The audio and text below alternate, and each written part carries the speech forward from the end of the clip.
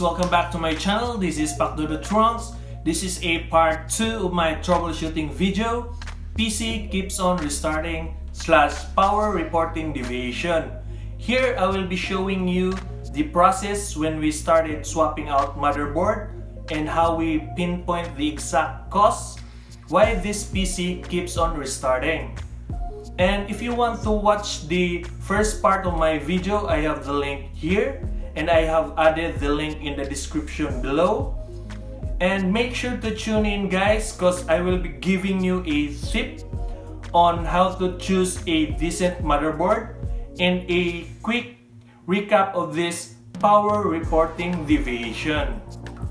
For those you out there that has a very high CPU usage and CPU temps on your 3rd gen AMD processors, even knowing that you don't have an application running on the background or just on idle. Maybe it's related to power reporting deviation, and a quick fix to that, just simply update your motherboard BIOS. And for those you out there who never experienced this on their 3rd gen Ryzen processors, maybe you already updated your motherboard BIOS and this problem is long way gone. And let's set this aside and let's move on to our troubleshooting. In the actual troubleshooting, we tested this inside the case, but here we recreate that scenario with our Asus B550M Plus motherboard with the front panel detached from the case, because this motherboard has a unique feature like debug LED. Once the computer is already in the booting process, when it encounters a problem, debug LED lit up, and these are the indicators what might cause the error: CPU, VRAM, VGA, and booting devices. On the first boot, we can see that the VRAM is lit. We can say right away if what is indicated was the cause, but a starting point for troubleshooting. I know that the RAM is working. Why did this happen?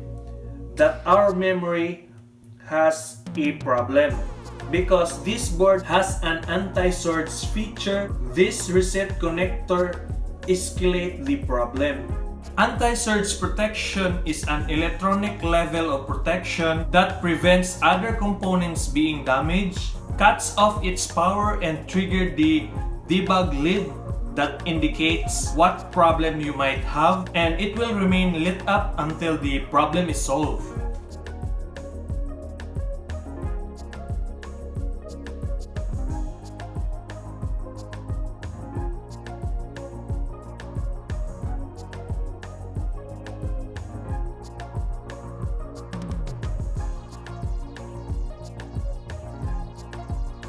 When we unplug it, it shifts to VGA error. This is not a major problem, we just forgot to connect the HDMI cable to the monitor.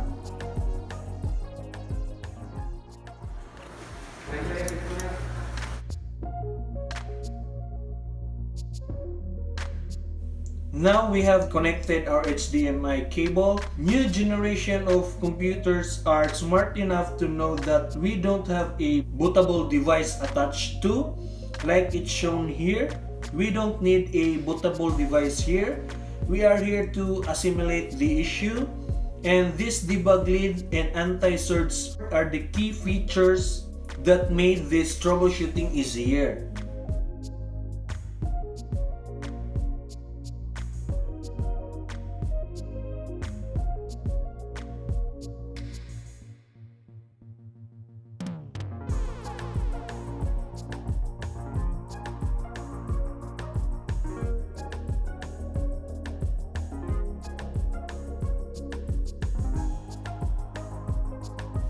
There are too many motherboards out there in the market. It has too much confusion in picking a decent motherboards.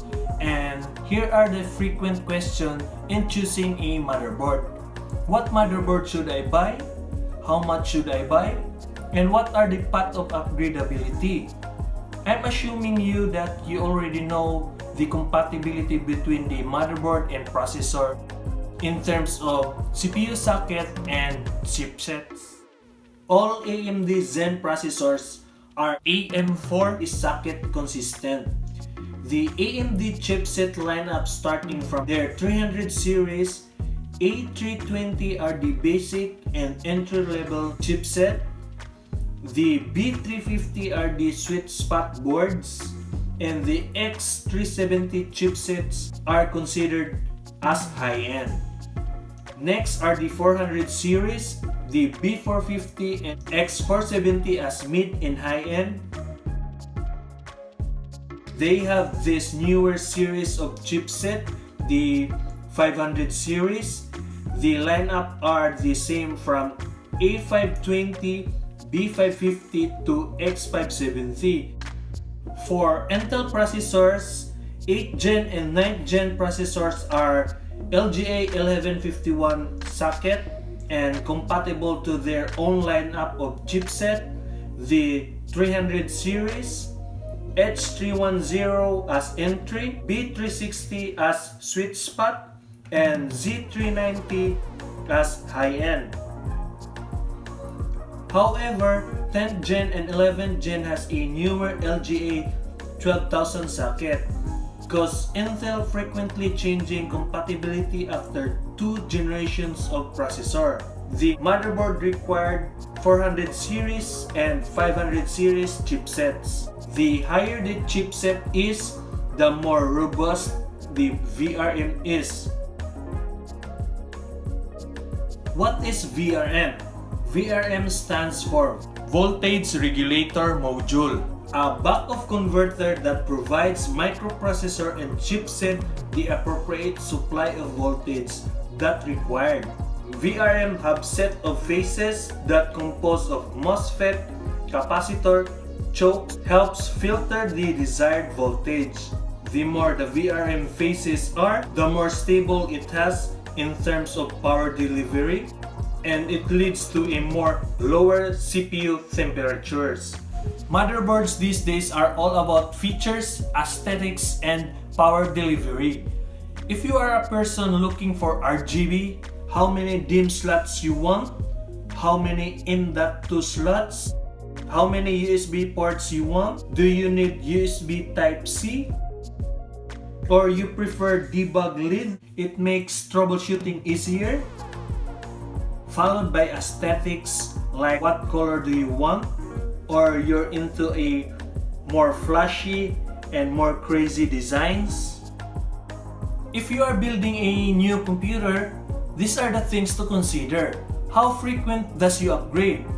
If you are constantly changing hardware within a year or less than a year, I advise you go for the motherboard that has the higher chipset and a good power delivery, because motherboard is the base and foundation of our PC components. In the future, you can put a more powerful processor in that decent motherboard and it can run at its top turbo speed with a sufficient cooling. Alright, ayan, I want to everybody to know this, that motherboard can affect your performance. Buy a decent motherboard and you won't regret it. Cheap motherboard ain't enough. Don't overspend it.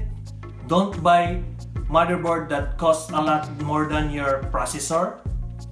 And if you are looking for a cheap, legitimate Windows 10 license key and Microsoft Office license key, I have the description down below, and I have added the promo code SKVD. Check it, guys. If this video helped you choose what motherboards suits you, don't forget to hit that like button and subscribe to my channel, and I will see you in my next video. Bye!